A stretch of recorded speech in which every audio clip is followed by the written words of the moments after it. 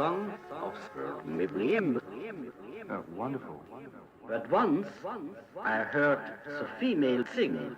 It was rather a poorer song than the males.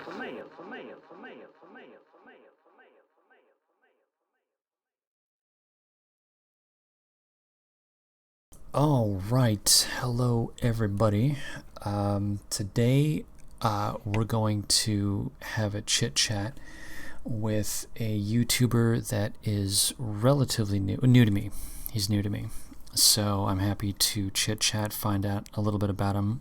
He goes by Intellectual Embargo, and I guess that's about it. I guess I'm just going to go ahead and loop him in and call it a day in that regard. Okay, so we're gonna transition, and can I get a hello for a quick sound check on the levels? Hello, check 1 2, check 1 2. Fantastic. You're only a little bit. Yeah, it's I'll futz with the audio levels as we go, but yeah, you're looking. Hey, how's it going, man? Oh, it's pretty good, I'd say. How are you? Yeah, I'm well. I'm well. So I noticed that your YouTube channel is like, in terms of uploads, it's a couple of months long, but you seem as though you've either had a little bit of experience or a little bit of help or something like that. So it seems like this might be like a second or third effort. I have no idea. It's speculation, but it's neat to see a new YouTuber, a new person that's coming up and doing stuff. I guess I was going to ask you about your Red Pill experience. So I guess in terms of order of operations, I'd like to ask you about like how you got to your point of view and what got you to start uploading videos and making content. Would you be comfortable talking about that? Yeah, that's fine. Cool. So just to give you a quick breakdown, I used to make videos many years ago. I actually have some private videos from 2009, which is January 8th, 2009 was my very first YouTube video. It was only a minute and a half long, and most of my early videos had to do with philosophy. They had to do with my first video was about why and how questions, how we use those words, and when we use those words we don't always know what we mean. I got into talking to people about religion, and eventually got sort of more into politics, right? Made videos talking about gun control, other sort of freedom-minded issues, liberty, libertarianism in some senses, right? So I made some videos. None of them were very special, just kind of like I was using Windows Movie Maker, and I would just throw some images on the screen while I talked about what I wanted to talk about. So I love it. Yeah, it was just, it was 2009 YouTube at its best. I actually I used Windows Movie Maker. I shot a short film, and I edited the entire thing on Windows Movie Maker. It was horrible, but I did it. Nice. Yeah. And I'm just saying, I get it. I understand. Anyway, but go on. Yeah, and I mean, YouTube back then, it was so interactive. We did video responses to each other. I talked about that in one of my more modern videos, which I started doing just like 2 or 3 months ago. I've been uploading every Saturday since I came back. Nice. And yeah, so I got myself on a schedule now. The last 10 years ago, it was just sort of whenever. Now I'm like, okay, I upload every Saturday at 2 p.m. Eastern to BitChute and 4 p.m. Eastern to YouTube. So that's what I do now, and that's my plan going forward. But yeah, I forget what I was gonna say. If it comes to mind, you can say it later. It's not a problem at all. Yeah, but so I kind of left YouTube. It was great when it was a thing. Oh, I was saying how interactive YouTube was, and so I was more on. So back then, 2009, it was big versus atheists versus Christians was big, and I sort of Oh, weighed into yeah. that. And I was back then was a victim of the vote botting, right? So like you would look at my video and it'd have like 100 views, and it would have like 5 thumbs up and 300 thumbs down. Like it would have more thumbs down than Jeez. views. So it was a really interesting time, and now I'm back, and it's like it's a totally different experience now. You had the whole atheist community of the time. I remember back then atheists were pretty outspoken in terms of like they would criticize Christianity. They'd also criticize Muslims though too, and it was it didn't come up as much because there weren't many Muslims on the internet comparatively. Yeah. And there wasn't a lot of Muslim content creators, but they would definitely get criticized. And then at some point after I left, it became this thing where like atheists will only criticize Christians and no one Yeah. else. I've noticed that. And I remember I looked just recently on some videos, and I was looking at some like some left thing, and they were criticizing Christianity. And then I thought, well, let me see this. And I typed in like Young Turks Muslim terrorist attack, and I look at the comments on this video, and all the comments from these leftists are just like, religion is so bad. Oh, yeah, I've like seen it's that. like, oh, it's this funny thing Yeah. where when a Christian does something, these leftist atheists are like, well, screw Christianity. When a Muslim does something, they're like, screw religion, which also Yeah. somehow puts like some blame on Christianity. Yeah. I've caught that too. But in terms of sort of my intellectual journey, more towards red pill, right? Yeah. And I see in the chat someone's mentioning that they never criticized Jews. I'd say back in the day we did, because there was a lot of Old Testament sort of bashing. I don't know about bashing, but people were pointing out things in the Old Testament and the Torah, which is the same thing, saying like, hey, blah, blah, blah. And in terms of like red pill journey type of talk, though, here I was never open borders, right? So I was online making pro-liberty arguments, pro-libertarian arguments. So I was never open borders because, from a libertarian perspective, open borders is just dumb, right? For an American. The basic idea being that you have the United States, which is probably the most libertarian country in the world, hands down, period. So if you want to create a libertarian Earth, utopia, like how would you do it? I think it would be fairly obvious. You would want to win in the United States first, make the United States the libertarian dream, and then use the United States as an example that everyone else should start following, right? So like, hey, Venezuela, don't you want to be as happy and healthy and wonderful as the Americans? Well, you need to adopt their policies. And it's never made sense to me as a libertarian strategy to start allowing large-scale immigration from cultures that are always significantly less libertarian because we're the most libertarian, right? Every bit of immigration is fundamentally bad from this libertarian mindset of win a country and then use it as a shining example of liberty for the rest of the world. You know what I mean? Yeah, completely. Well, I mean, back in, I used to be an unhyphenated anarchist, and so there's a little bit of overlap there. And I at the time, I would not have thought about it in those terms, because I was thinking about it in terms of just pure philosophy, with no thought at all to populations. I was operating purely in the abstract.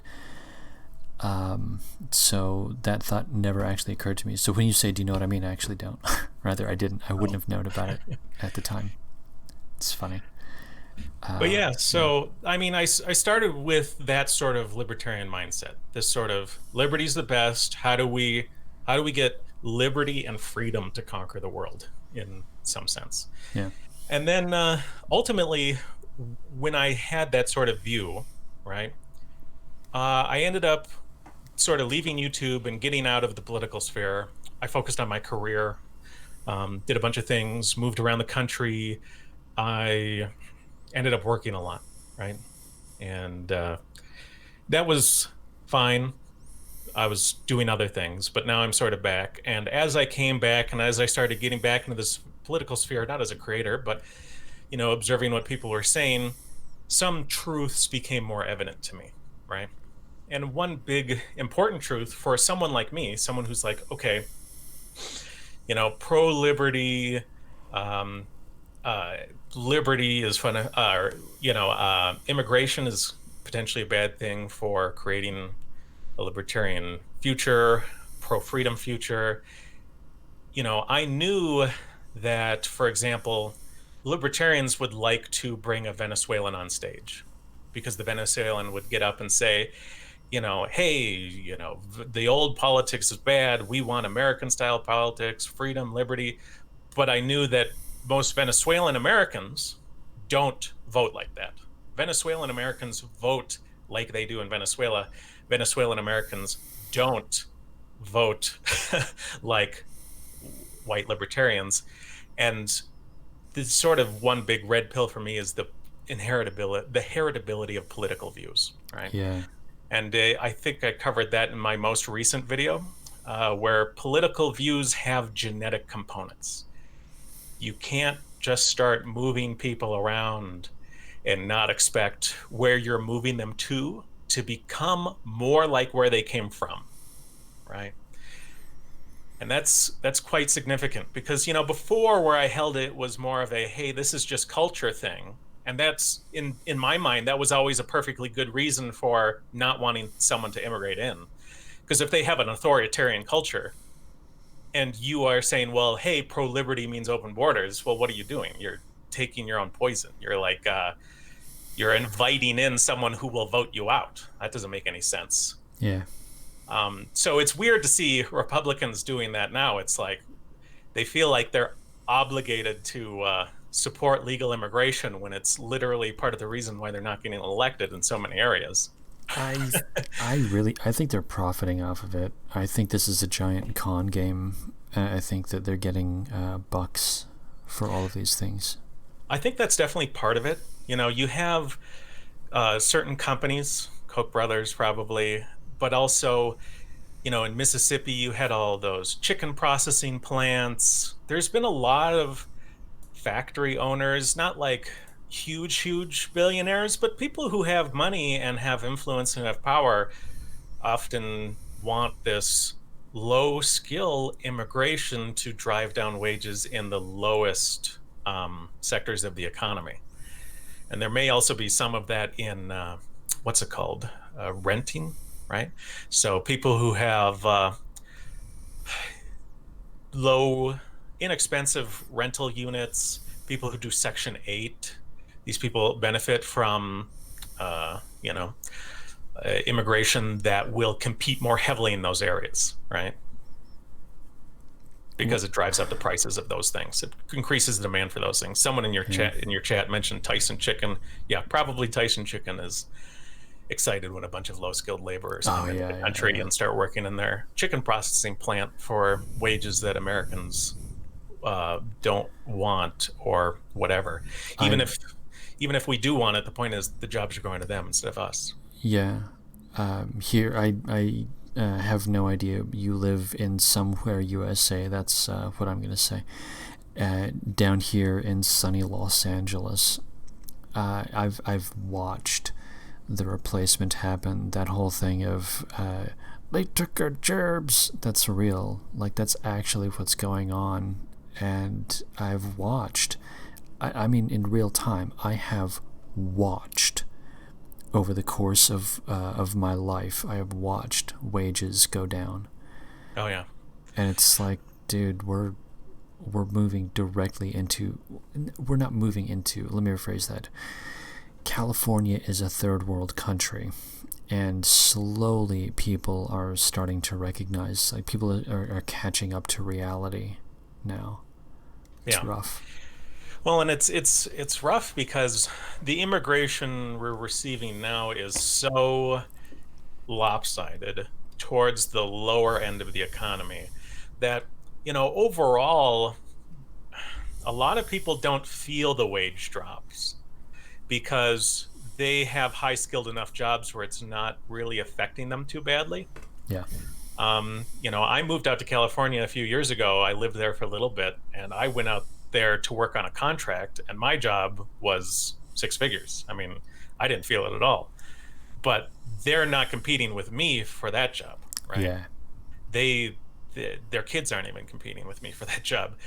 They're competing with young people, all sort of young people in general, but of course, people who are struggling. I mean, it's really shocking when you look at the low end of the economy, how harmful it is. And like I mentioned with the rent, it's a double whammy. It's like not only is your wage not going up, your rent is on these low sectors of the economy. It's really rough. Yeah, out here, I'm okay. So, of the various people in my neighborhood, I can count on well, definitely two hands, but I think I can count on one hand the number of people that live alone, that don't have roommates. I mean, it's shocking. Absolutely shocking. I mean, it's just, anyway, but yeah, it is. And it's also because it affects the wages, it affects the rent, and weirdly, the because we are so advanced in all of this here in California. I'm sure you're very well aware of all of these things, but they are raising the prices of everything. Like a year or two ago, there was a hike on gas, and so gas just immediately jumped like 5 or 10%, like immediately. So gas started going back down in price, I think like a year and a half ago, and then boom, straight back up. So these guys, they're voting, these new Americans, they are voting for the worst policies. It's terrible. Well, they're voting for a lot of the same policies that made the places they fled from so rough. Yeah. And a number of people in your chat are mentioning that there is H-1B visas, there is immigration to other sectors of the economy that are impacting it. And I did work with H-1Bs. I worked with a lot of people from Asia and the Indian subcontinent. But when you look at the numbers, right, there's a lot of new tech jobs. And I was in tech, right? That's what my job was. So, and there are a lot of H-1Bs, there are a lot of immigrants in that sector, but not compared to the lower sectors of the economy, right? Like my wage might, have been higher if not for that immigration. But wages in my sector of the economy haven't stagnated and even dropped like the lowest sections of the of our economy, which, I think is fairly obvious when you start looking at things. And it's also why you look at so many sort of conservatives who are looking at the economics of this.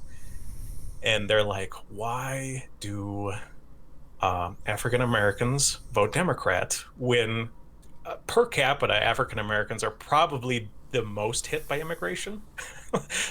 They're probably, the mass immigration that's happening to the lower sectors of the economy has probably damaged them per capita more than anyone. So why are they still voting Democrat? Well, interesting stuff there. So it sounds to me as though your red pill, the thing that really got you going, was the heritability of political views. That's what I'm kind of hearing. Yeah. So I mean, it's just that's a really big deal.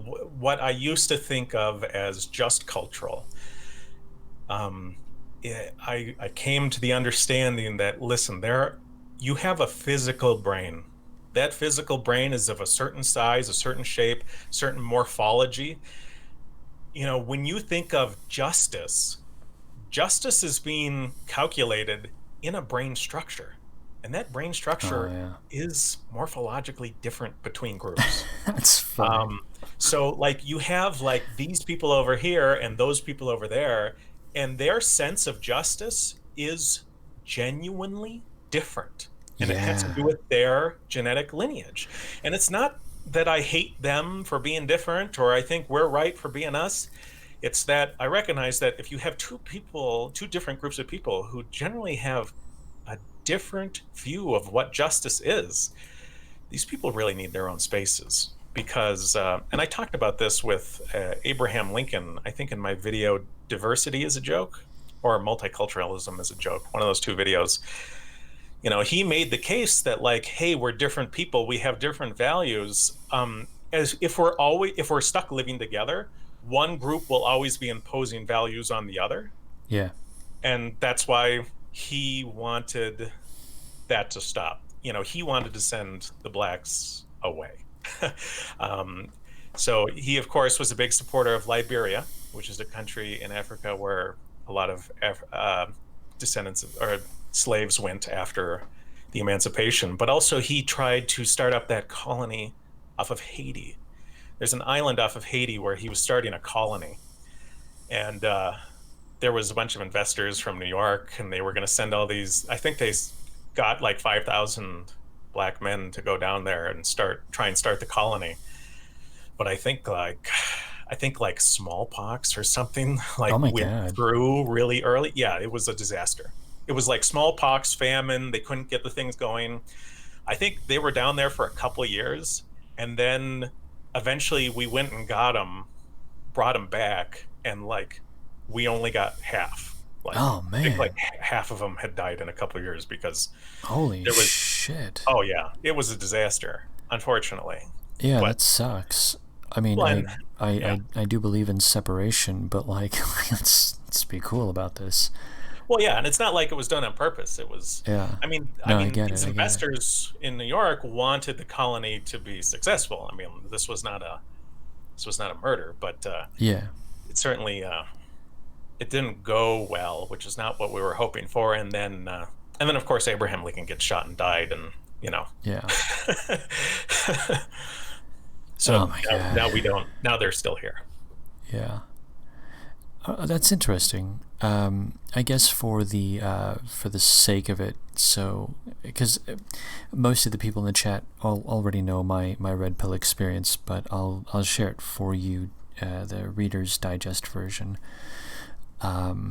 Essentially, I used to be an anarchist, and then one day I noticed that the open borders were allowing terrible people into Europe, and the Cologne attacks happened. You remember that, right? Cologne? Yeah. Germany? Yeah.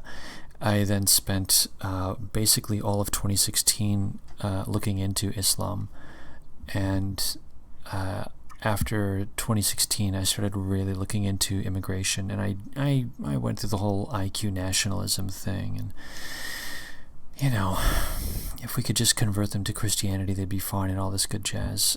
Somewhere in 2017, I started really examining basically what you're talking about, which is physiognomy, I guess, something like that. So, yeah, I ended up on a path not dissimilar. So, just letting you know. Yeah, no, I mean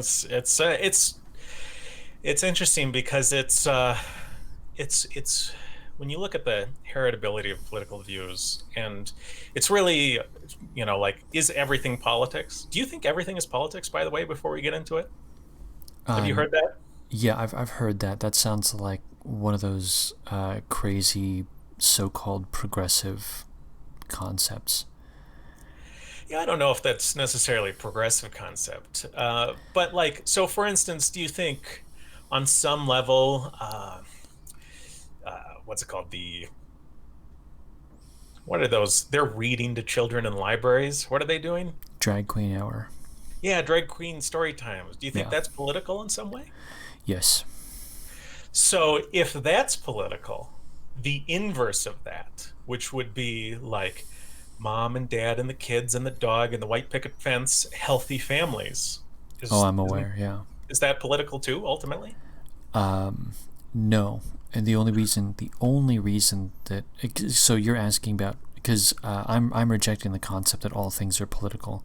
Yeah, I know. Yeah. And I'm asking why not? because Drag Queen Story Hour, that has direct intent at impressing ideas upon people that are impressionable, as we're defaulting to a stable life. I mean, in some sense, I guess you could say that having the stable family is necessarily with the intention of impressing ideas upon young, small minds. But I think it comes down to there is, within the family, the intention is limited to only them, as where with the Drag Queen Story Hour, there is an external force trying to impose itself on the family. So I would say that is political, because it's exoteric relative to the family. That's what I would say. So you're saying that, being in that family isn't political, but when I make a movie, and then when I post images online of this wonderful family, and I'm saying, hey, don't you want this? Doesn't this speak to your soul? If you phrase it like that, yes. Okay. I forget. Oh, so point is, I was making that when I say a heritability of political views, it's really about the heritability of nearly everything, right? Thoughts, the way we think and the way we perceive the world, whether we want to call all those perceptions political perceptions or not, there is a genuine connection between genetically similar people in that they genuinely have similar views of the world and similar feelings about it, not just political. I know I've heard online recently people have used the term biospirit. I've heard that. Yeah, and I know it from Pierce. He said race soul, right, back in the 1970s. So, and I think that's true. I don't mention it much. I generally stick to the heritability of political views because I'm kind of an analytic guy. I don't think you get it into IT like I do without being somewhat analytic. But if I want to be a little bit more poetic, right, biospirit or race soul, it's not just about the esoteric policies. It's also about our view of art that tends to be similar among genetic groups. Yeah. What is beautiful, how when it comes time to make the monument to an accomplishment, how do we want that monument to look? Well, more genetically similar people will be more pleased with the same sort of monument. You know what I mean? 100%.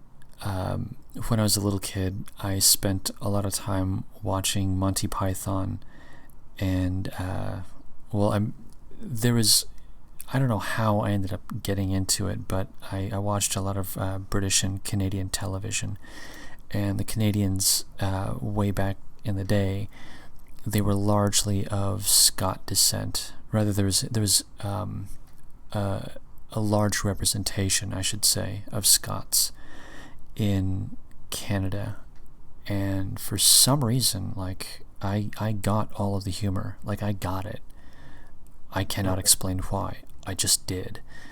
And when I watch German movies or Mexican movies or Persian movies, I'm like, well, I mean, I understand what's going on, but I just don't get it. So yeah, I think there is something to that. I really do. Yeah, I mean, it speaks to them, and all power to them. I hope that they have things that speak to them. I just want them to be on their own land enjoying it. Yeah. And I think what you're talking about there is also important, especially for two Americans. You and me are both Americans. A lot of the times when other Americans start talking about these issues, there's this assumption that like all white people are the same. Yeah. Dude, and Germans really are, I had no idea until relatively recently. Germans are fucking different. I love them. They're great. I have no problems with Germans. I think they're great, but they do operate on a different level. Yeah, and so does the everyone else. Yeah. Germans are not like necessarily the Greeks or the French. And the French and Germans, they share a border, and they're still not the same. so I think it's important to recognize that, especially, people will theorize about a future, right? Like, oh, well, wouldn't it be great if, we were all together and there was no more borders between any white countries? I'm like, no, I don't want that. That's not good, but that destroys England. Yeah. That destroys Germany. That destroys Sweden. Yeah. So it's I not want good. Germany to be more German, not less German. I Yeah, want Sweden yeah. to be more Swedish, not less Swedish. Exactly. Yeah. No, I'm totally on board with that. So I guess this is as good a time as any. I'd like to ask if giant jump in thought pattern, but what got you into making YouTube videos? Well, like I said, I made them before, and I didn't do a good job before. They were very, low rent videos. But I figured, okay, I've got to do something or leave society, right? Or leave society? Yeah. I either need to take up I need to either take up weapon, right? Take up the sword, or completely turn my back on everything and live my own life in a totally self-centered way. Because I can't kind of care and continue to not do anything. You know what I mean? I do. So I figured, okay, I'll make a YouTube channel because at least that's somewhere I can go. If I start making a YouTube channel, start making these ideas, I might be able to convince someone of an important idea.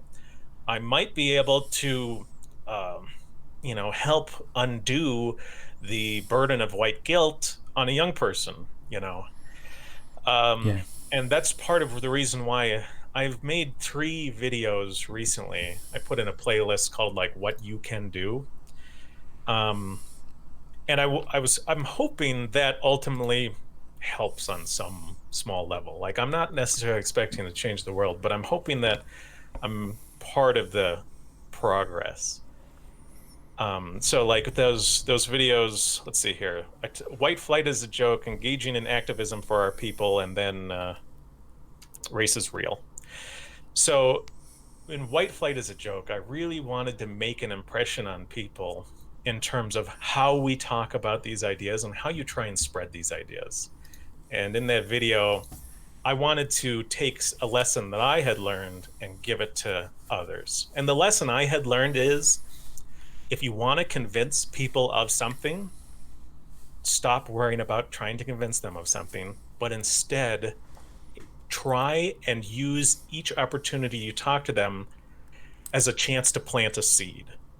Oh, I like that. Yeah. Yeah. So and I mentioned in that video that there was a woman who I used to talk to over 10 years ago. And she said some things to me that I considered but dismissed at the time. And after a decade, about 10 years later, some of those things that she told to me clicked, right? Oh, I've had that. I know that experience. Yeah, yeah. Right. So what we should be doing is engaging people. The very first thing you want to do is figure out, are they willing to listen at all? Because some people just wait for you to stop talking so they can start talking. Okay. If you find out that this person has no intention of even attempting to understand what you're saying, just leave. Okay. Don't stop wasting your time. So that's tip 1. And then tip 2 is, once you figure out that they are willing to listen, then you want to figure out where they are exactly intellectually, right? And let me look at my folder. I actually made a quick, it's really tiny, but I made a small flow chart. So Nice. the next step is to figure out if they're a racial egalitarian or a racial inegalitarian, right? So that means, do they think we're all the same inside? Race doesn't matter. If they think that race doesn't matter, plant a seed of inegalitarianism, right? Just give them some concrete, fact-checked statistics. Give them a narrative, give them a story. You could talk about anything that differs by race, right? Race and crime, race and IQ, race and culture, anything. You could talk about the heritability of political views, but don't expect them to adopt it. Yeah. Just give them something that you know is, let's say, scientifically proven and will bear out in the long run. So, and you should look at that conversation as a success because you identified a person who is willing to hear, you found out where they're at, and then you gave them a seed. You planted a seed that could progress them towards a better mindset. Actually, that's a really good. I like that a lot. There was a thing that I didn't make mention of during my own red pilling experience. It's so common. You hear these stories all the time. I went onto 4chan and was horrified by everything that I saw. And then slowly it started to like sink in and make sense, and I was like, Yeah. okay, actually, okay, now I get it. And I really like that because basically that's what happened to me. I used to be an egalitarian. And then I started looking at IQ differences, and then after that I started looking at crime stats. What was it, the warrior gene or something like that? It's like very prevalent in the black communities. So like it snowballs, and over time you're like, oh my god, we really are different, and we really do need to have like places for our own kind. Each kind needs their own space, so to speak. And like, yeah, but the thing is that I like the idea of regarding a person taking in this information, regarding that in itself as a victory. Not that you've convinced them, but that they've simply understood that one point. That sounds, I'm really focusing now on the idea of regarding that as the victory. Oh yeah, definitely. Because I think that's the way to do it, because at the end of the day, it's a numbers game, right? Yeah. It's if you're putting the onus on yourself of convincing a person, you're really doing yourself a disservice. You're putting something on yourself. You're giving yourself the responsibility for something that's happening inside their own brain. Yeah. And that's a really good way to frustrate yourself. Yeah. And it sounds like from your perspective, you went from once you adopted a racial inegalitarian seed, you immediately sort of picked up on the idea of racial solidarity. Yes. Yeah. And I would say that's not automatic for some people, right? Yeah. So that's why I mentioned, like, you got to figure out where they are. Either they're a racial egalitarian or inegalitarian. If they are an inegalitarian, but they don't totally, support kind of our views, then you do need to you need to give them seeds of racial solidarity, right? Talk about how diversity hurts us. Talk about how if they understand that we're different and those differences cause us to create a political tug of war, any side that doesn't pull is engaging in racial suicide in the long term, right? Yeah. You're setting yourself up to lose if you don't band together. So you need to give them this seed of racial solidarity. Non-nationalist whites are fundamentally in danger of losing their countries, right? Poland's nationalists, so they keep Poland, and Germany's not, so they lose Germany. This is why we need racial solidarity. So it's a simple flow chart. And I also talk about assisting germination. So you've got a video on this, right? Yeah, so that's my video, White Flight is a Joke. I am very excited because I only watched like one of your videos and part of a different one, so I feel kind of bad. I only learned about your channel like a little while ago, but I'm absolutely going to check out the that White Flight is a Joke video. I really like the idea of having a flow chart and systematized. I'm going to ask you a question later on, but I want to hear you. I want to hear what you have to say about that. You were saying, and I interrupted. My apologies. I don't remember what I was saying. Okay, all right, fair enough. Well, there was one thing you were talking about, solidarity, pushing and pulling, those that don't pull. I like to think in terms of like reciprocity, by the way. Because one of the things that was like a major blow to my worldview was when I realized that we are basically giving everything and they are giving very little. So there's no reciprocation. Oh yeah, yeah. Yeah. Well, and there's not gonna be, right? Yeah. This notion that they're gonna be like us in the future. I mean, that's just there's no reason to believe that. But I remember what I was going to say. I was talking about assisting germination because, again, people, while I can encourage people like, hey, listen, don't try and take, changing someone's mind on you totally. Some people want to do that. And especially when it's someone they're very close to, like their wife or their husband or, Oh, yeah. we saw a family member is most common or like a best friend. People really want to try and achieve a change of perspective in that person. And in that video, I also talk about assisting germination. And this is the last step, and it's totally not required because planting seeds is the victory. And the main thing I say is, listen, just think about the seed you planted, right? If you talk about with them race and crime and they genuinely listen out to you, you can put them in a situation where they start to see the racial differences, right? Let's say you want to go on a road trip somewhere. Have you thought about stopping by East St. Louis and seeing the McDonald's with the bulletproof glass? Yeah. Well, here it's just in SoCal, we only have to go like a couple miles out. Yeah, I could go to Compton or whatever. Yeah. That being said, a lot of the Southern California, it's interesting because it's changed demographically so quickly. All the what used to be black gangbanger territory is now pretty well controlled by a lot of Hispanic gangs. Like the Hispanic gangs have really taken over. Oh yes, they have. Kicked butts.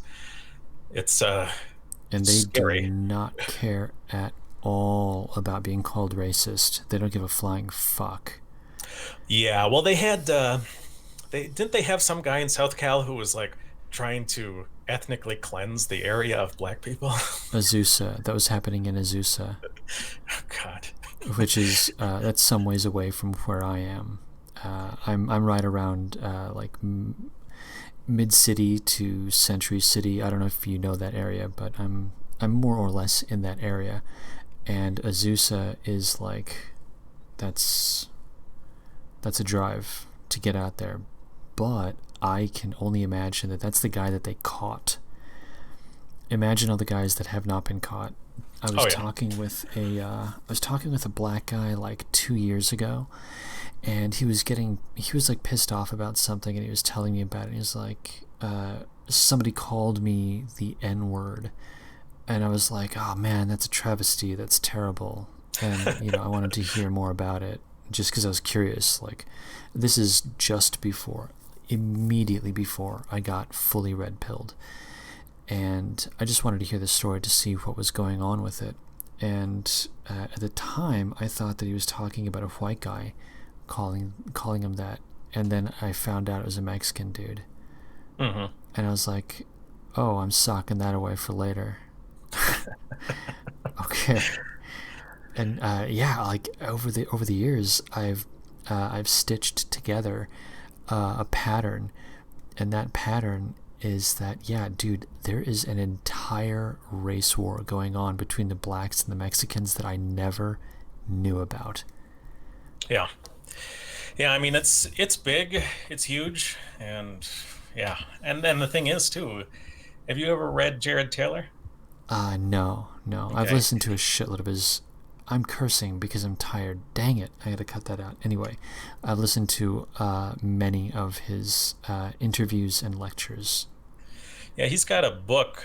I think it's called The Color of Crime. In that book, he basically, he shows us that there is kind of a race war going on now between blacks and whites. It's just that there's only one side fighting it. Yes, I've seen that. That has to do with the fact that given the contact patterns between blacks and whites, like how often we see each other, yeah, they are committing crimes against whites at significantly higher rates than you might expect.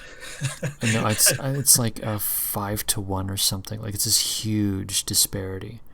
Yeah. Yeah. But Jared Taylor, I someday, maybe I'm hoping that maybe I'll be a discount Jared Taylor. I'll be like the poor man's Jared Taylor. Hey, I'll shill your channel, man. I'll do it. Yeah.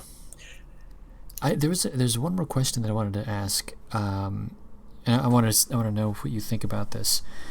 I went through and just started chit-chatting with a bunch of people last year, and I used to call it the red pill experience. And we would just talk about how they got red pilled. And one of the things that I noticed, a very common refrain, was that it very frequently followed a traumatic experience. So they had to go through some kind of a crisis that would effectively like shock their mind such that they would be compelled to start questioning things. So it seems like there is there's an element of chance involved in red pilling, and I was wondering if you had any thoughts on that. Yeah, I mean, I think there's a number of different types of people out there, and their willingness to address these sorts of issues. And, I can't sympathize a whole lot with those people because that never happened to me, right? My red pill transformation was wholly sort of intellectual, right? And I don't necessarily mean like always super highbrow intellectual. I mean like nothing ever happened, right? Nothing big never got, well, so in middle school, I remember this one black kid fighting me. He was punching me, but like that didn't do it, right? That never had an effect. I was interested in that because did you see that Jared Taylor video just recently where he's asking people to write their stories about how they got red pill, basically? Yes, I saw that. Yeah, and a lot of those stories were traumatic, and I was like, wow, I didn't know that. I didn't even fully realize. I thought, maybe people were more intellectual, and it seems like it's not necessarily the case. Bro, you're obviously like at least a standard deviation above like median IQ for white people, so you're you're not going to have the normal experience. No, I don't think I do. But it is interesting to me, and that's why I've been thinking more recently about, sort of how we move forward as a people. And that's why actually when I asked you what you wanted to talk about tonight, I was interested because you had mentioned you wanted to talk about building communities. And I think that's I think that's a significant way of moving forward. Yes. That's actually a very new thought in my head right now. And there is a guy that I spoke to, I think yesterday. I'm pretty sure it was yesterday. His name is Tom Kozinski. He has this idea in his head that I like a lot, and he's calling it New Albion, which is more or less like a companion to Cascadia. And the idea in Tom's head, so I'm now talking about the New Albion project. I'm not talking about anything regarding Cascadia. The idea in Tom's head is to reach out to receptive people in the rural areas and get them to like talk to each other, communicate, and cooperate, basically. And I think that's a good stratagem. It's a good concept, I should say.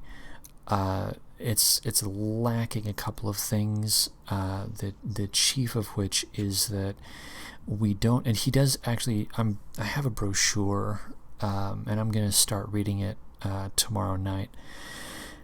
He starts talking because you were talking about like biospirit or whatever.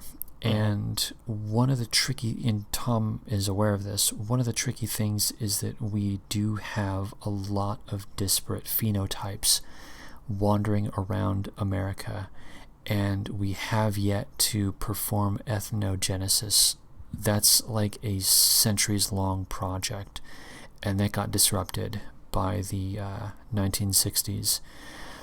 So we still have like Anglos and Germans and Nords wandering around, basically being their own quasi-insular communities now, being impacted largely by others. Anyway, the point here is that in the Albion project, the concept is to get rural communities that are of a certain type to work together and to see themselves as being like Anglos or Germans or Nords or what have you.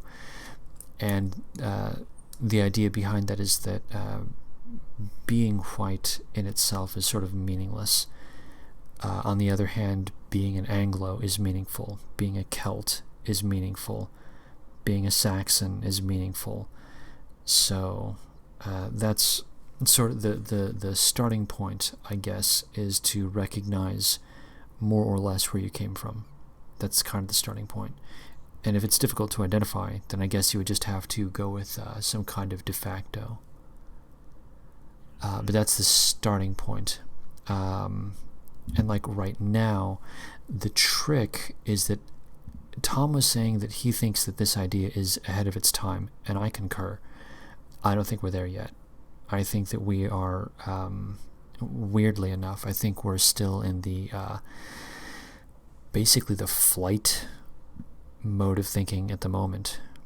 You know, look at what's going on in California. Everyone, their brother, sister, cousin, and like best friend's roommate from college, all leaving California. Yep. So I think that we have yet to move into the concept of saying we are now going to seek deeper roots. That said, I do think that there's going to, of necessity, there will have to be bulwarks against the diaspora of radical lefties going into those, because there are a lot of Californians that are conservative. They're not going to conserve, they didn't conserve anything in California. They will not conserve anything when they move out of California. So they're not going to be accelerationists the way that the radical left is, but there are also a lot of radical lefties that are leaving California, and they are seeking kindred types, you know, like minds, like communities. And I fear, just as everyone else does, that they will unintentionally bring all the same problems. The real deal is I think there's going to have to be like a transition phase where people, because you know, collapse of empire, fleeing the cities, blah blah blah. Once you get to that new city, I think we'll need to start thinking about a transition phase. We're transitioning from a collapsing empire on a larger level, on a meta level, you know, talking about like a couple of generations. We are going to transition from collapsing empire to, I suppose, everyone says the word balkanization. You could even substitute in for regionalization or something. It doesn't really matter, but it's going to go from very centralized to much more distributed. And I think that once you get into the mindset of thinking about more local government, that's where actual community building needs to start taking place. And because I live in the city, and my gosh, I am surrounded by millions of people, and I'm fucking lonely. It's horrible out here. And I think that wherever I go, I want to find a community that is engaged, something that I can really participate in. So when I think of community building, that's very close to what I'm thinking of. I really do think that we need to think about, once we get to a location that is a temporary safe space, is more solid ground rather than less solid ground,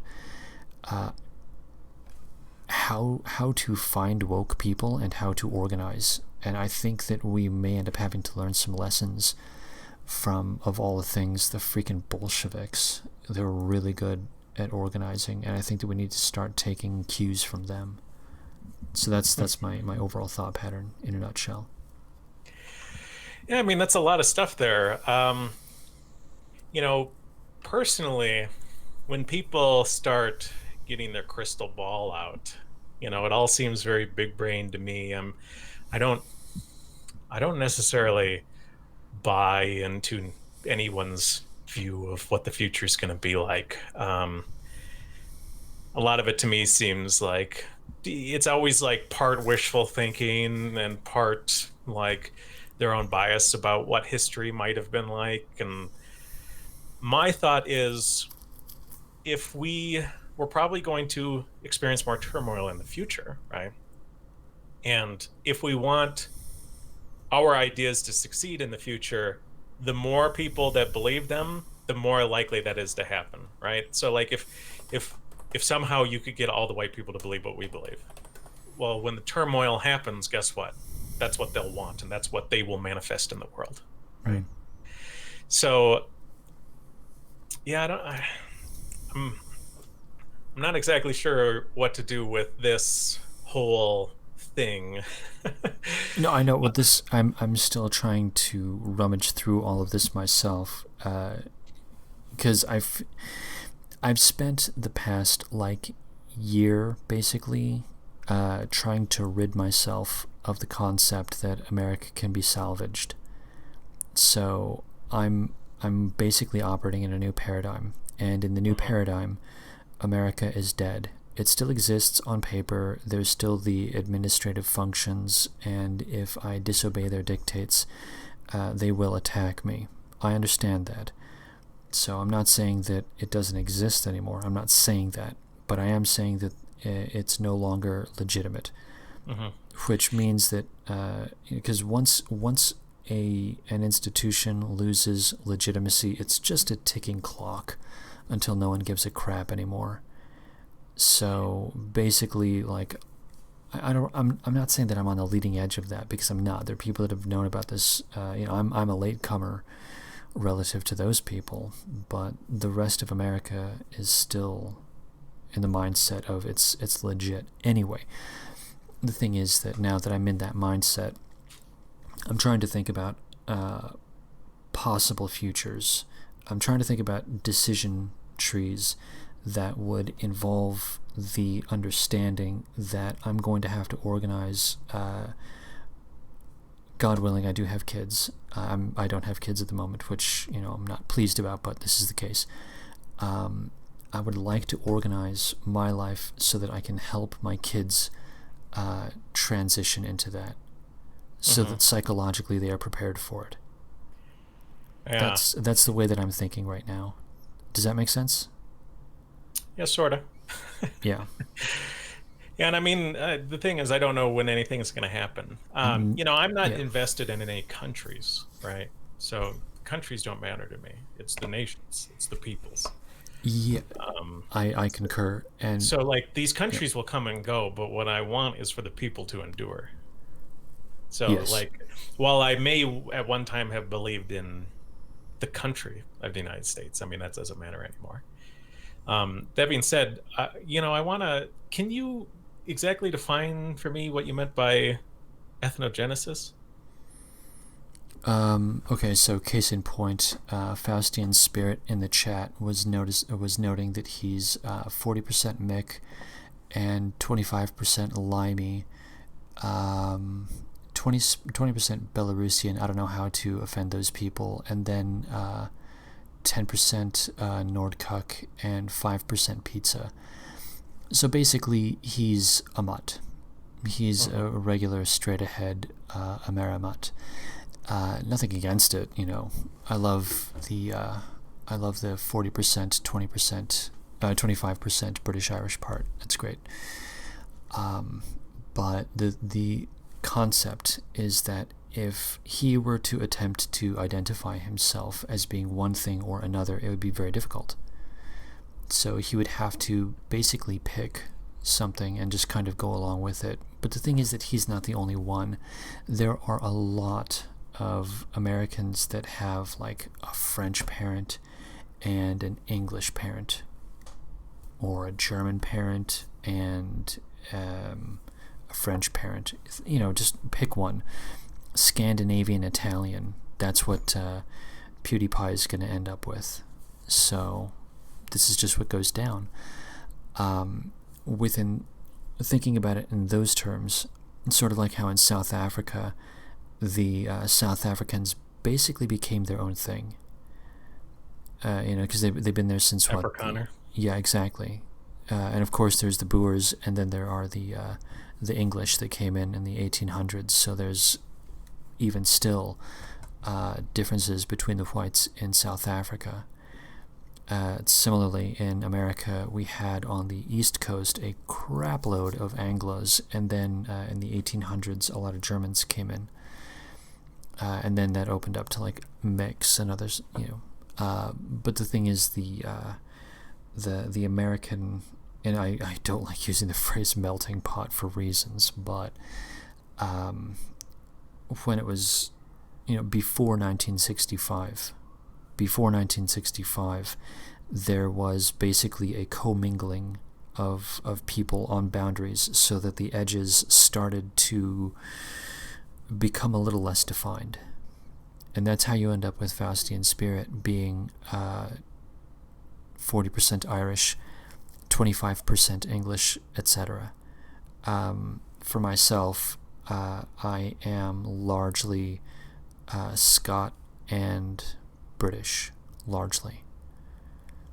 So I mean, when you say ethnogenesis, to me, it's the creation of an American, right? American ethnicity, so to speak. Yeah, basically something that is, I suppose, a median between everyone that was here back in the 1700s, basically. So I would submit. Have you watched Sean Last? You know who he is? Sean Last? Yeah, SEAN space LAST, YouTuber. No, I don't think so. Yeah, he's a real smart guy. You're going to want to subscribe to him. Okay, for yeah. sure. No, everyone here who's not subscribed to Sean, I'm going to go check out his channel right guy. now. Please continue. Yeah, so I would submit to you that there is sort of an American. Okay, so, you know, Italians moved to the United States, lots of them, and they had some trouble integrating, right, into what America is. And it's well known, right? People are like, these Italians are screwing things up, blah, blah, blah, right? Because they're different. Yeah. So here's the thing. Over half of all Italians who came to the United States left again. They went back to Italy. About 1/3 of all immigrants who came here from Europe went back because they didn't integrate, right? So if we create this sort of genetic spectrum where you have, like, here's in front of you, there's a big box and it says Greeks or Italians or Germans. On the top side, they are the most American-like Italians, the people who are most like the founding stock, the colonists, right? And at the bottom, you have those who are least like. Well, guess which third or which half went back for the most part? It'd be the part who's least like us. We ended up with a system of immigration and kicking people back to their own countries where the most Americanized, the Italians who are most like Americans are the ones who stayed. The Germans who are most like Americans stayed. The Nords who were most like Americans stayed. And a lot of the other ones went back. There is more of a connection between us than you think. Like, there's a bigger difference between Germans in Germany and Italians in Italy than there is between German Americans and Italian Americans, because both Italian Americans and German Americans came from stock that found that living together was decently pleasant. Okay, that that's found actually that living in each other's biospirit is at least kind of compatible. That's actually great news. Yeah, so I would submit to you that our history has created a loose ethnogenesis where, you know, while I think Germany should be Germans and Italy should be Italy's. I think that white America is kind of its own already. I mean, I like the concept. I like the concept. That would make a lot of things very easy to deal with on a just a pragmatic level. I like it. Of course, we don't have that system any longer, DACA. No. Yeah, no, it's totally crazy the way it is now. You had, so like back when Italians were first coming, and a lot of them didn't integrate well, and we kicked over half of them back. No one said, well, some people said, but we got to say, hey, listen, you integrate better or you get the heck out. And that's what happened. But now, are you allowed to say that to Mexicans who move into the United States? Well, no, you're not allowed to say that. We could potentially try that. We'd probably end up kicking a lot back. We'd get like the 20% instead of the 50% or the 46%. We got 46% of Italians who stayed. Yeah. We'd only get like 20%, who would probably be the most Spanish, the most Iberian of the, of the Mexicans. But we can't even do that now. You can't criticize a group for not integrating well because most of these groups are not white anymore. So this old mechanism, which ensured that our people became integrated well and everyone else got kicked out, I mean, it's gone for any group that's not white. So. Well, yeah, and this is why I keep thinking about, I want to come back to the community building concept, because I think that what we're going to end up with is, and yeah, I do understand your reticence to talk about futures in too hard terms, like as though it's really. Well, the further you go out, it's so much more speculative. It's so much more wishful thinking. It's like, what kind of communities do you want to see built in the next 5 years? Yeah, that's actually what I'm thinking about, and the trick to that is I'd like to, because I've joined book clubs, I've been a part of movie clubs, and I'm not a part of any of them anymore. So I would like to be, when I think about community building, amongst the things that I think about are long term. It'd be nice to be a part of something that will exist into the future. For example, I happen to know about a community of people. They are folk dancers. So they just do folk dancing, Eastern European stuff. And the average age of those people is well north of me, and the members are starting to die. So they don't have a community because no one new is coming in. It reminds me of, I don't know if you ever played there's a game like a million years ago called Final Fantasy IX, and there was a community of like little mages or something, and these mages, they were the bad guys. They're like the henchmen of some villain or something, and then they turned good, and like some of them turned good. And a community of these mages that had turned good formed, and they all kind of hung out with each other, but the mages would die. And I remember at the time being profoundly saddened by that, because I knew that, taking the game seriously for a moment, like, that community is going to die. It's never going to regenerate, and so it's a temporary thing that will end at some point. And that's what I don't want to happen. If I'm thinking about community building, I want it to be long term, and something where there will be new members that will pop in. Does that make sense? Yeah, but let's get more concrete. I mean, you're thinking like a white town or what? Something like that. And the trick of it is that there are, because if we take the concept of biospirit as being important, and I would be willing to say, just for the sake of it, I would be willing to move to a Nordic town. They wouldn't be very close to me, but they'd be far closer than what I'm around at the moment, and that's fine. I would be happy to live with a cousin over a complete stranger, obviously a brother over a cousin, but whatever. Once you get into one of these towns, there are active programs by the federal government to inject foreign populations into small towns. They are literally targeting small town America. So a community must have the ability to recognize itself as being distinct and worthy of preservation. So when I think of community building, part of what I'm saying is there must be I suppose what I'm saying is I want the layer up. And the layer up is I suppose it's the political, I think, the political sphere, the one where they actually recognize themselves and genuinely operate in their own best interest. Am I kind of making sense? I think so, sort of. I mean, you talking about, in very concrete terms, what do you want to do?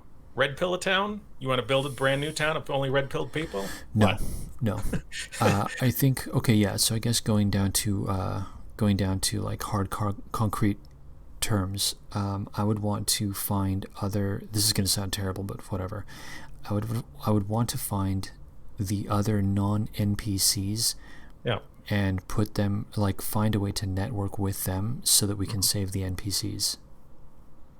So that we can deny access to the bad actors that would infiltrate the town, and use the NPCs as cannon fodder or as stooges to operate against their own best interests.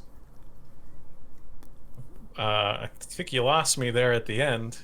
What's not in their interest? Injecting foreign populations.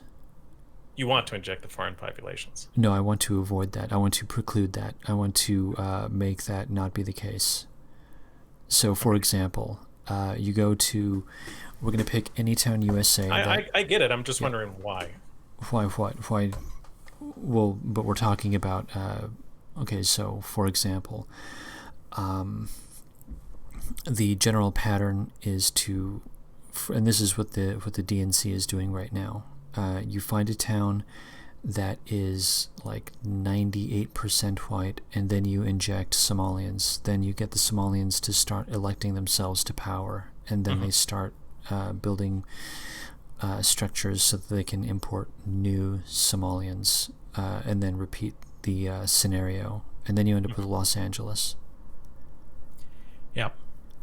But here's the thing. I mean, so like, if you did this with every town, right, then you would have a strategy to stop the flood, right? You sticking your finger in the crack in the dam and the water's not coming through anymore. But if you do that with just a town, you haven't changed anything, right? All you've done is potentially because you stick your finger in one hole in the dam and then another hole pops up. You understand what I'm saying? Yes. So the only thing you've done is prevented that town from getting really red-pilled when Somalians start trashing the streets. Right? Okay, so you're now talking about an information war. What? So in some sense, you're talking about an information war. If you were talking about getting a town to be red pill, okay, so you don't stop the chain immigration. You allow people to see the consequences of this, and then as they see and experience the consequences, then you can get them to understand what's going on. So then it becomes an intellectual battle. Well, yeah. So, I mean, because here's what... You're not talking about stopping the chain of immigration. You're talking about preventing it in one town, and then it'll just happen somewhere else, right?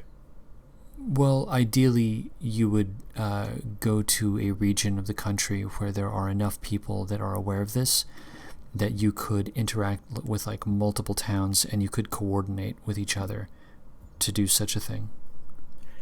I mean, that would certainly keep an area nice longer, right? Yeah. But it would be an area of very naive white people who wouldn't be against having those things happen to them in the long run.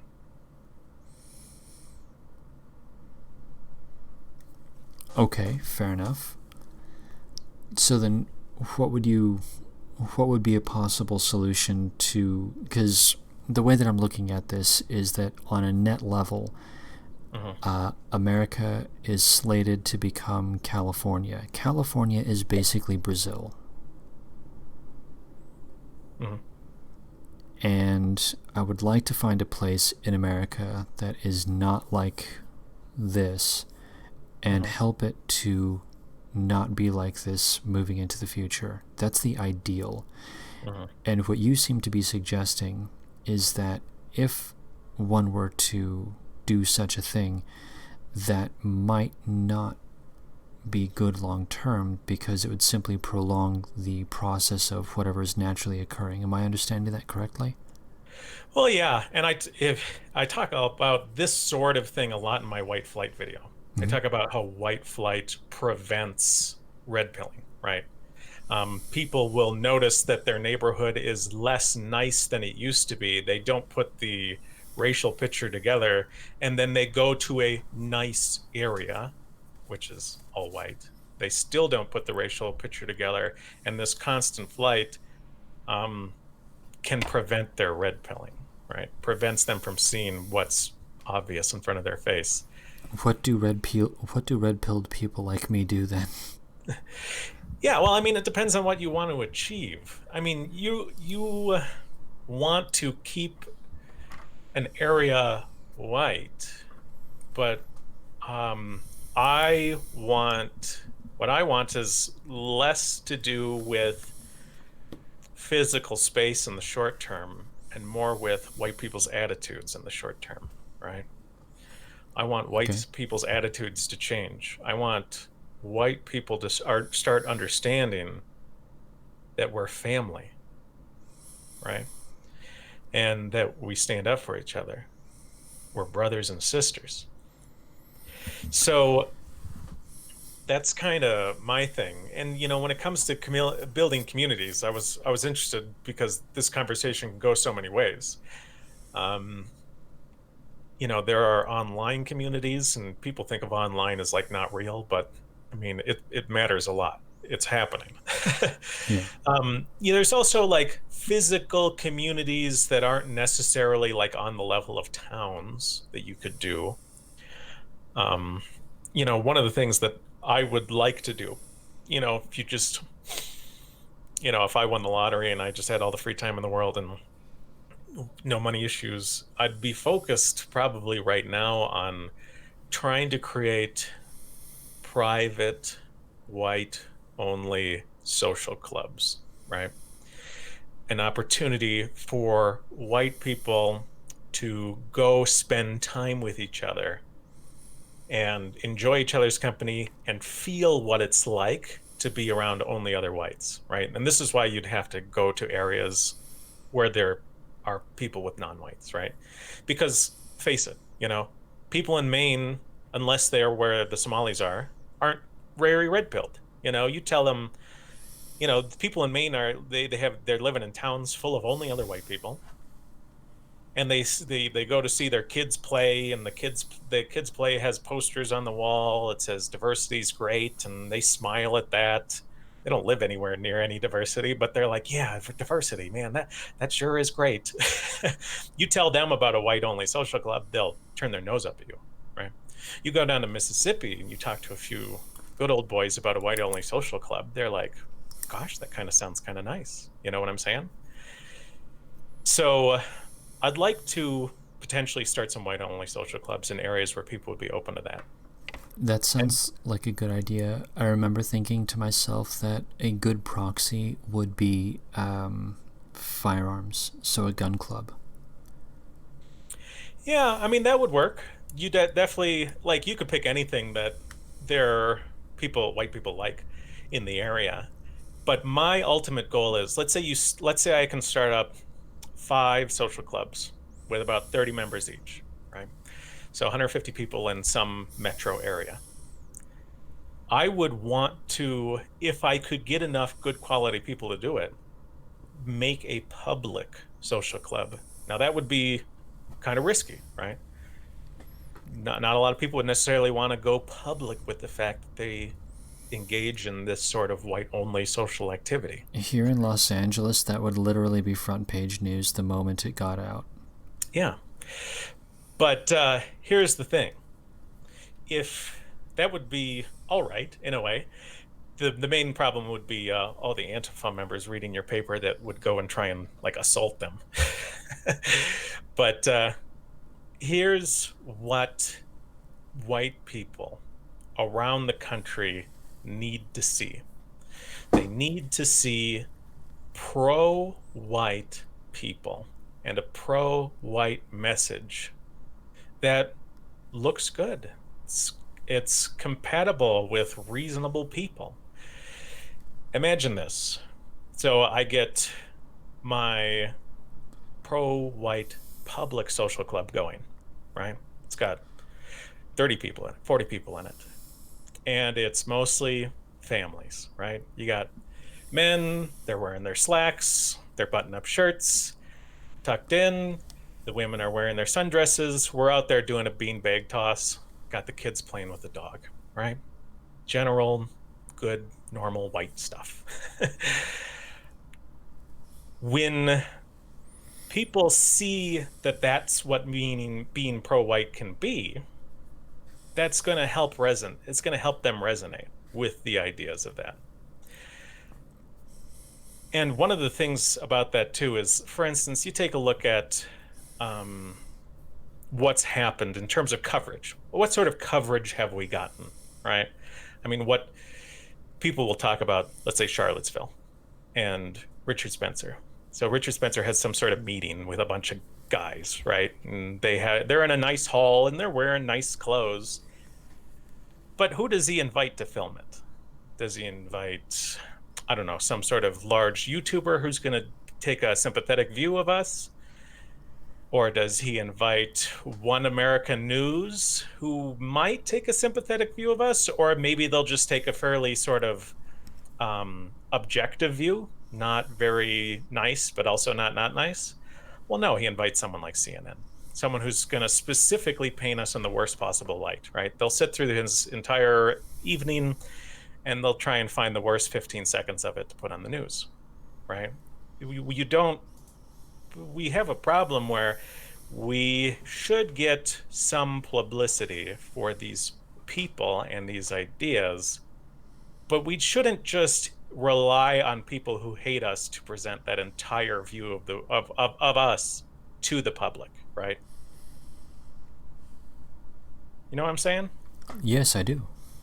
So I'd like to get sort of a public white-only social club and say, like, even like, let's say my channel got huge. I had 1 million subscribers. I would feature it on my channel.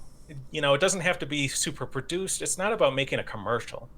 It's about being like, hey, listen, white Americans, you were told that liking your race means you're like, you have to walk around with goose-stepping and armbands, right? And that kind of crap.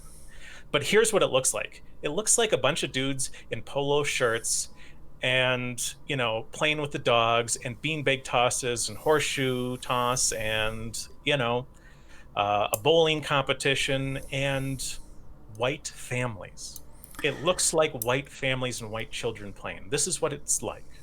I just realized that one could create a white club that advocates for white people as diaspora here in Los Angeles in exactly the same way that any other minority group could advocate for themselves.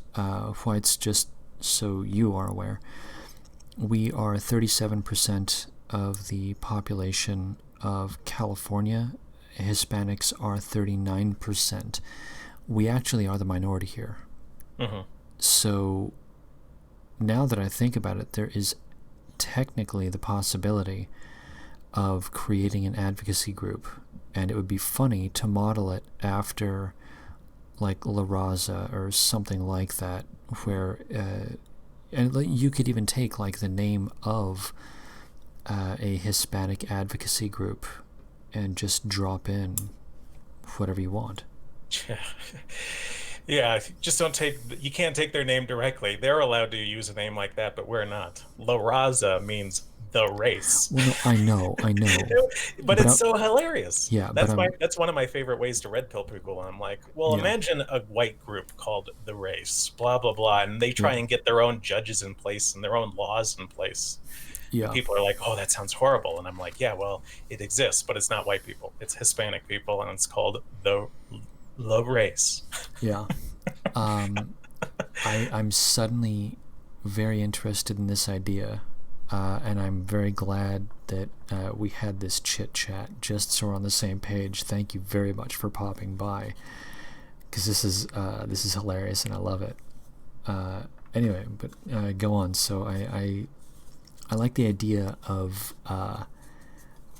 groups that interact with each other that basically create like a postcard of some sort. Not an advertisement, not a brochure. It's not a sales pitch per se. It's simply an announcement that this is a possibility. Yeah, That's well, what I'm hearing. the way I think of it is like, okay, let's say I start 5 private groups. And then from those 5 groups, I take the people who are the most willing and the most, financially able to go public, right? Um, the idea is the public group is a porthole into the smaller groups. I say there is a world I say to the world, I say to all the white Americans, there's a world of white people who like the fact that they're white and want to socialize with each other. And this is what they look like. I can't show you the private groups because the private groups are private.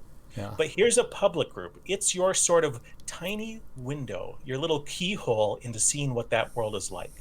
Yeah. Now, here's how you make your own private group. Or here's how you find your own private group. I just had an idea for a private group, and I'd like to talk about it with you off stream. Okay. Continue. But then, then I can say like, hey, and if you want to make your private group go public, why don't you call me? I'll fly to your city. We'll talk about it. And then you end up in a situation where, let's say, every city, Minneapolis, Chicago, St. Louis, Detroit, they all have their dozen or so private groups. And a lot of them are having their 1 or 2 public groups. And so you have this sort of larger movement underneath and your little keyholes into it. And my goal would be like try and control those keyholes enough where it is a good but accurate view of what we're doing, right? So, there'd be some amount of background checks, for example. There's no one who's going to be in my private groups who is, sex predator, right? Oh, yeah. That kind of thing. Trying to keep those people out. No felons. Yeah, felons shouldn't be there. There'd be a focus more on families, right? Yeah. So that's what I'd like that to. So that would serve a couple purposes. One, the people in the private groups, it's a genuinely nice thing to do for those people if I could hook them together, right? If I could get private groups going, it would improve people's lives. It would also potentially be a good way for their children to meet other potentially good mates, right? Yeah. Another family. So that's something to think about there. But also these groups would create an image of what being pro-white is about. Because again, to end a fight against the mainstream narrative of being pro-white is about armbands and like shouting at people, shouting terrible things to people on the street, saying, bummer. I'm gonna have to get those tattoos removed. Shit. Yeah? Do you have tattoos? No, I don't have tattoos. Yeah. This would be funny. Yeah. WN 1.0 shows up, and then everyone winces, and they're like, oh yeah. They're not really part of everything. Well, there still are people, but I know what you mean. Sometimes. Well, they're goofy people. Everyone's got their goofy cousins. Yeah. I still think of them as being a part of the group. Just that sometimes they can be a bit wily. Oh yeah. For what you're talking about, they would have to be in private groups, not in public groups. Yeah. So, but I mean, they would still have a place. They would still have something to do. Every helping hand, as far as I'm concerned. I like the idea. I actually really like the idea. Because here in Los Angeles, like, there are lots of groups that are like, no, we're gonna have the black people, whatever group. We're gonna have the Asian people, whatever group. Like, those are real things. Mm-hmm. And we don't have anything like that, as far as I can tell.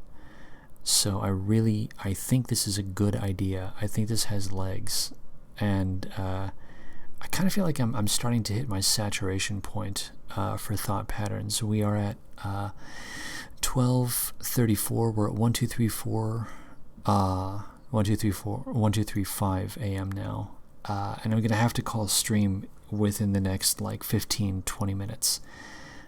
Just so you know, I'm letting you know so that you don't think that I'm rudely stopping everything. But this has been great. Are there any other is there anything that's like coming up that you wanna talk about? Coming up with me? Yeah, like anything that you want to plug? I mean, I don't even know what my next video is going to be. But I come up with my video every Saturday. It goes on BitChute at 2 p.m. Eastern and 4 p.m. Eastern on YouTube. Yeah. So there is that, and I have to write the script because I don't know what it's going to be exactly. Oh no. Yeah, well, it's just how it is. Yeah. I do actually. Yeah, I'm not. I don't have anything off the top of my head. I was always curious to see if anyone in chat had any questions or anything they wanted to throw at us. Hey, if anybody's got any questions, type it up in the chat. Very happy to give a look-see. Anyhow, yeah, okay, so basically when you said that you were interested in thinking about communities, and then I said, as am I, we were actually talking about two totally different things. That's what I'm getting off of that. Yeah, I knew that it could go a bunch of ways. Yeah. Right? I knew that you were talking about something likely real and likely very concrete, like specifically like where are people going to live kind of thing. Yeah.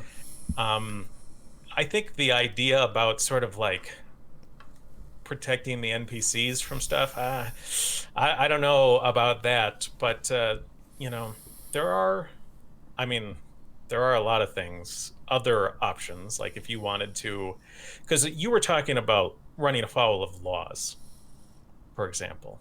Running what? Afoul of laws, getting sued. I don't want that. Yeah.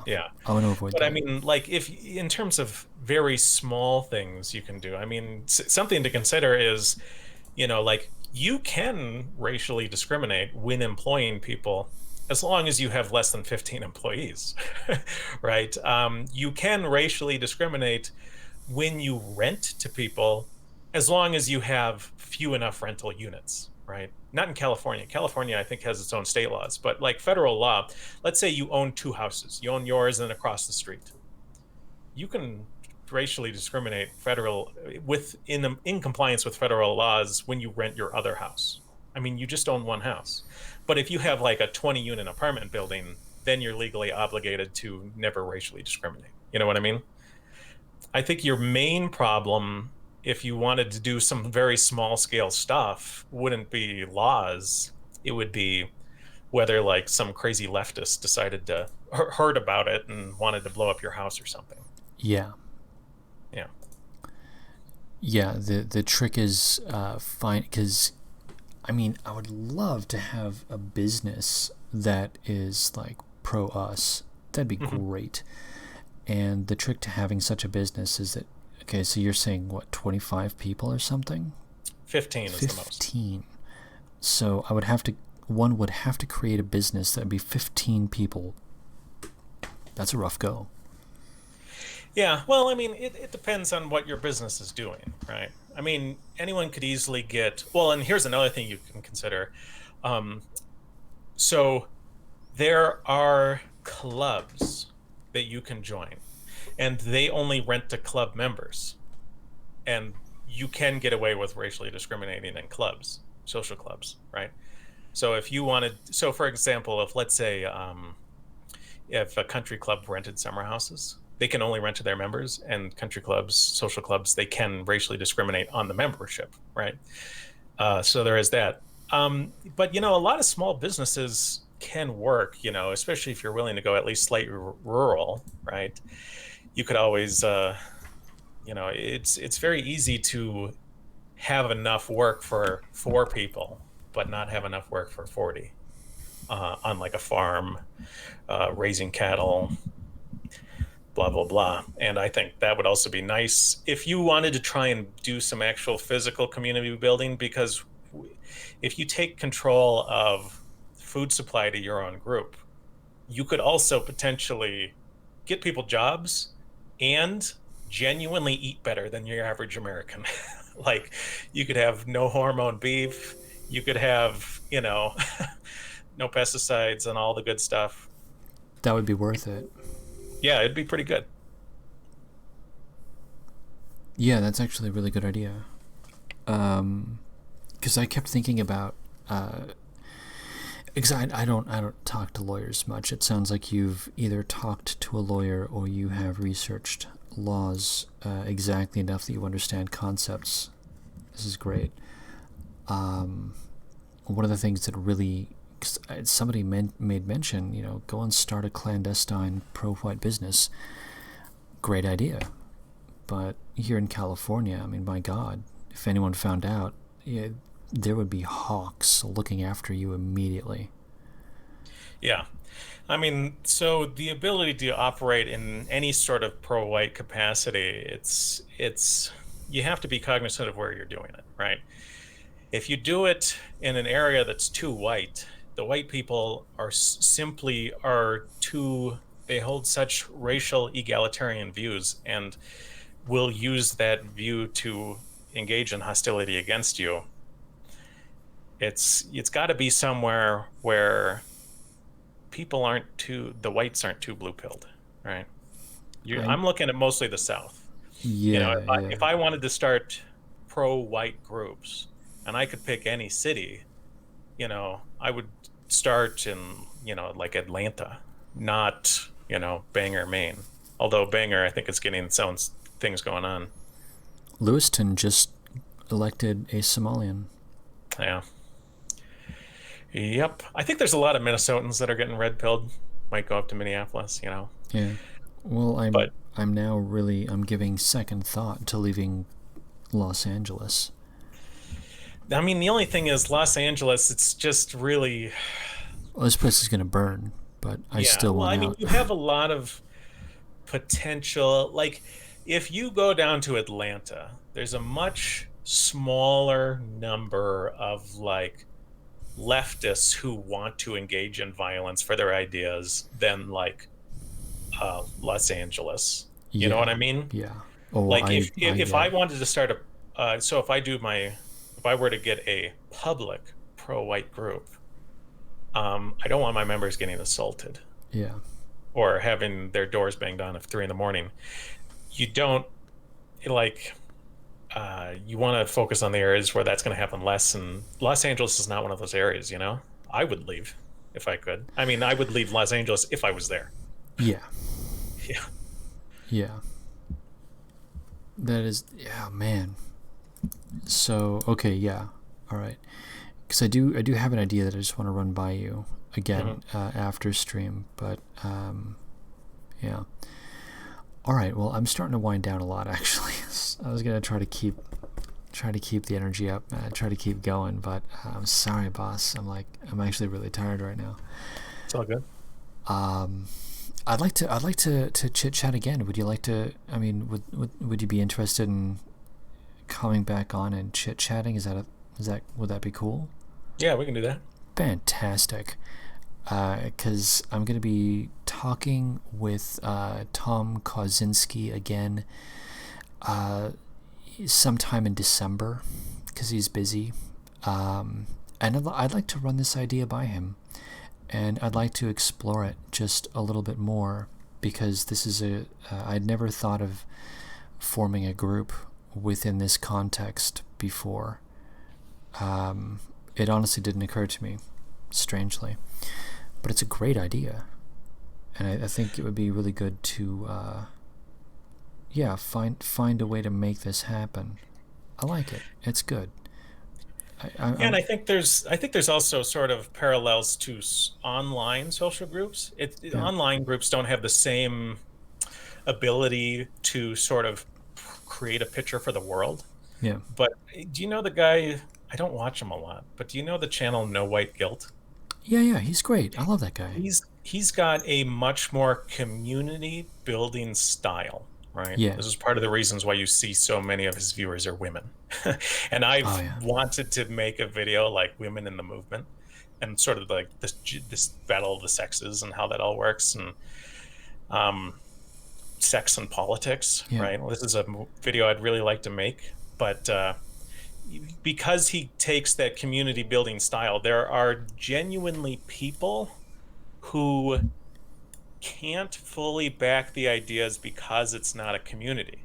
So if you make it a community, that is the difference for them, and it's particularly a big difference for women. So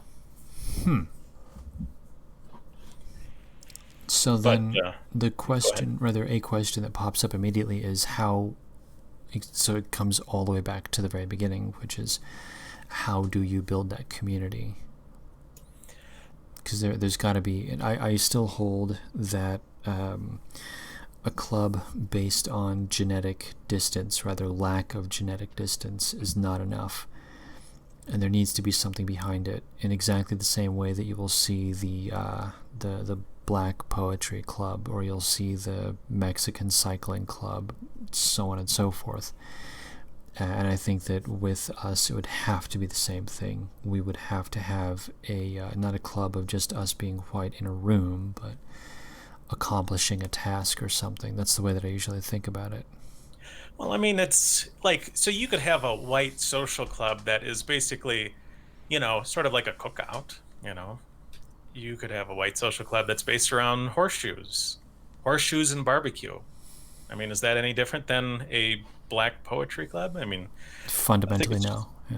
Yeah, I think it's just as legitimate, and it's just as likely to get people, and something to consider. You talk about genetic distance. I mean, Africa has a lot more genetic distance between them than Europe.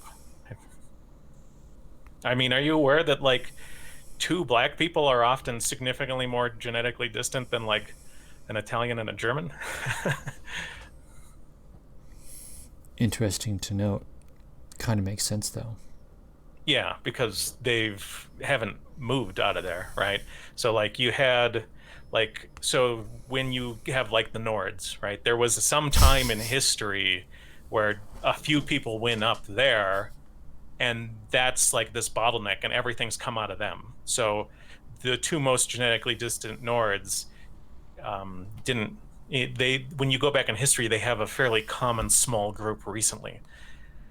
Blacks in Africa didn't do that. They just lived there, and they're very genetically distant for some of them. Interesting to note. Yeah. But anyway, yeah, maybe just horseshoes or something. Maybe a slip and slide. Yeah, it'd be cool. Yeah, I mean, you could make it whatever. Obviously, down south you might do gun club, right? You could do stuff like that. That being said, I'd like to, especially in terms of public stuff, I'd like to make it more family focused. And gun clubs historically have been family focused, but these days it's a bit political. It is interesting. I remember what was the last Olympics or whatever, you had a lot of really good like American female shooters who were just kicking butt, and a lot of the lefty news organizations basically refused to cover it. Yeah, I remember that. Yeah, it's terrible. Okay, I think I'm gonna go ahead and call stream because again, I'm tired. Sounds good. So, if you don't mind, I'd like to hang out and chit chat for just a minute after stream. Sure. But thank you, really, for popping by. This has been very informative. I really do look forward to checking out your video. What was it? White flight is fake or something like that? White flight is a joke. White That's flight one is a where joke. I talk about some issues that are probably important to what we talked about with red pilling people, but also the idea of planting seeds in people's head as a victory. Yeah. I'm definitely going to check that out. So again, I say thank you very much for popping by. I am very glad that I stumbled upon your channel from Twitter. Like, someone just posted on Twitter, check out this guy's channel. So it was totally arbitrary on my part. I was just like clicking, and that was it. So I'm really glad that I happened to see that tweet. It's great. Yeah, it's good. Yeah. All right, man. I am going to close out stream, and even though I suppose, given what we just talked about, it's perhaps just a touch cheeky, but whatever. It's tradition, and we're big on tradition here. We did no K-streaming, but we'll pretend that we did for just a moment. If one were to join a gun club, it would be a fantastic idea to have in mind the 4 rules of firearms safety. Rule number 1, always treat every firearm like it is loaded. Rule number 2, never cover or sweep anything that you are not willing to destroy. Rule number 3, your finger stays off of the trigger until your sights are on target. And the 4th and final rule is be aware of your target and what's beyond it. Safety first. And with that, thank you again very much. Intellectual Embargo, thank you for popping by. This has been great. I hope everyone remembers to brush and floss before bed, and no album. I am just gonna conk out. Alright guys, cheers and have a good evening.